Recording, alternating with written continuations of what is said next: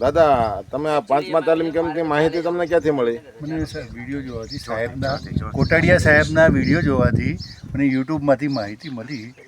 સાહેબનો નંબર બી ત્યાંથી મળ્યો. સાહેબનો વોટ્સએપ નંબર, એમના 3 જે વોટ્સએપ ગ્રુપ ચાલે છે નિયમિત જોઉં છું.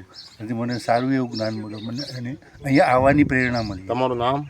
રાજેન્દ્ર, ક્યાંથી આવો છો? અમદાવાદથી આવું છું. તો આ તમને અમદાવાદ આગું ન લાગ્યું? આગળ આ કામ માટે મને ના લાગ્યું.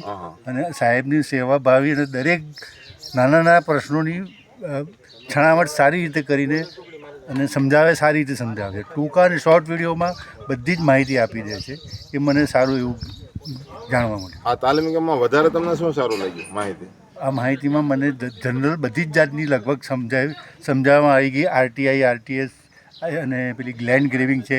લેન્ડ ગ્રેવિંગ ખોટી હોય તો શું તકલીફ થાય, રોડ રસ્તાની, પાણીના રસ્તાની, અને 7/12 અને જે ઈ ધારામાં ના મળતા એ સિવાયના કયા કયા પત્રકો આપણે મેળવી શકીએ છીએ, એ જે લગભગ 50% ખબર નથી હોતી. તો કદાચ વધારે ખબર નહીં હોય. એ મને માહિતી ખાસ જાણવા મળી.